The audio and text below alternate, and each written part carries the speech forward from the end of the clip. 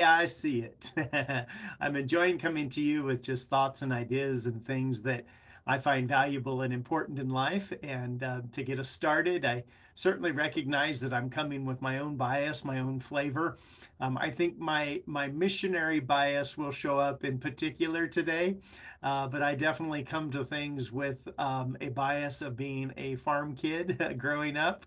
I come with a bias of certainly being a husband and a father and a grandfather, one who loves nature and just kind of a country guy. So I recognize that all those things feed into how I see things. And yet I believe they bring value. So it's my pleasure to be able to share with you today. Take a few minutes just to kind of plant some ideas and thoughts and share with you how I see it. And maybe it'll give you some food for thought in how you see it. So, to get us started today, I want to talk about being a steward of resources. Now, this would be right here at the beginning of this conversation where my missionary bias would tend to show up. Because having been a career short term missionary, taking literally hundreds of teams, thousands of people to various overseas international locations for the most part, done a little bit here in the US, but that has certainly flavored my viewpoints. I see things differently because of that background and that experience. One of the things that has done for me is certainly in the US, there are places, and please understand, I'm going to share how I see it. And I understand that there are people that, live in less privilege than others and so forth. But having been in other countries, I'm telling you, in the United States, we don't have a poverty problem, right? I've seen real poverty. I know there's people here that are underprivileged, and I know there are issues to deal with. I'm not saying that, but we don't have a poverty problem in this country. So I just kind of give you that as my preference, the way I see it, right? As we begin to talk about this today. Stewardship of resources. Specifically, what I'm interested in is what does the Bible say, right? And on the issue of money in particular, because that's what most of us think of when we think of resources. Now, granted, there's many other kinds of resources, and most of these principles and keys can also apply to those things, such as the use of our time or other resources that we have. So, but today, just for the sake of this short video, I'm going to talk a bit about resources and stewarding those and pointing at money and doing that, right?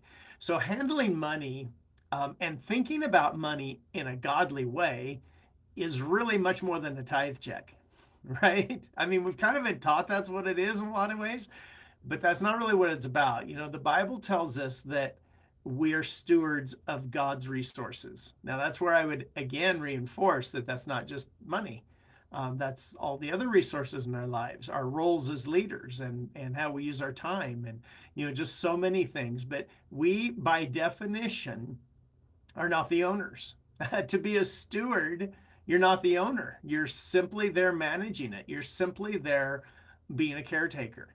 So I think that fundamentally right there, that one thing, you could just take that from this video, listen to nothing else, and chew on that for a while and realize that, man, this idea that God has placed resources in our lives for us to manage and for us to manage well, that's a big responsibility, and it's actually pretty cool, if you think about it.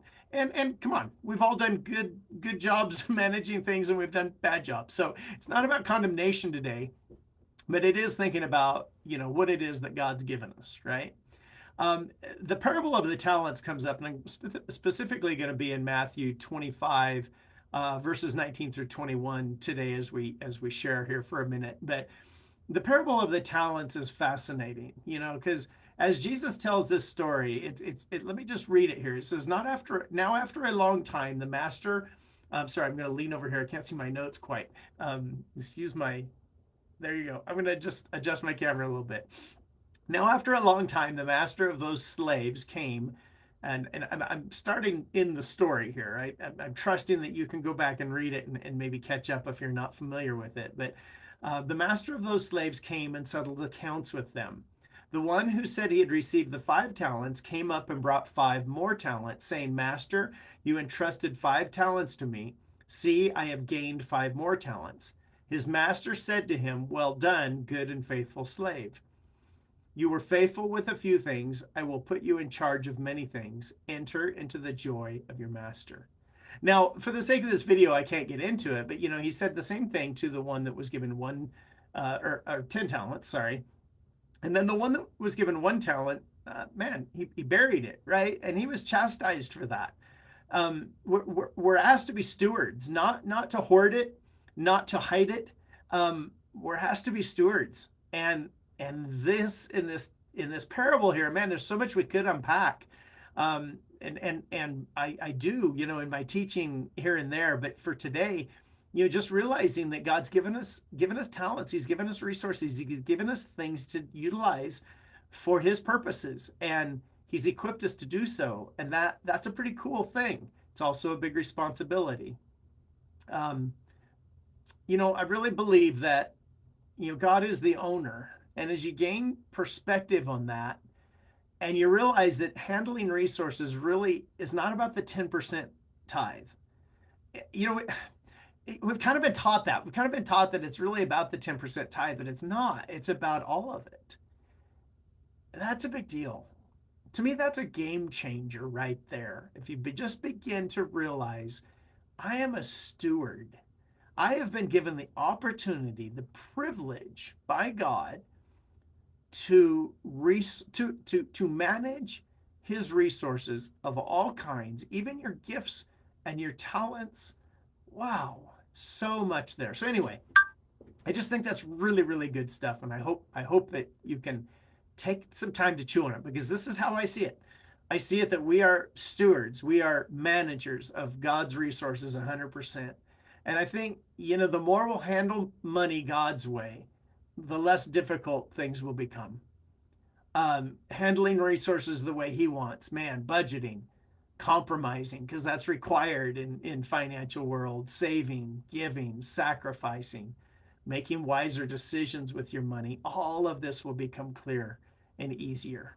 It's just amazing. So my challenge to you today, my inspiration, I hope, through the way I see it, is that you are a steward of God's resources. You've been equipped and given the privilege and the opportunity to manage God's resources on this earth, and take that seriously. Chew on it, meditate on it, learn what that means, and it'll bring value to your life. So there you go. Join me next week for another The Way I See It. It's always a pleasure to come, and I encourage you to like our content. It helps more people to see it, and that's kind of the point, is to get good, solid belief system out there that's biblically based, see things the way God does. So blessings to you all, and remember that God loves you. Jesus died in order that you might live, which is absolutely amazing. So until next week, this has been The Way I See It.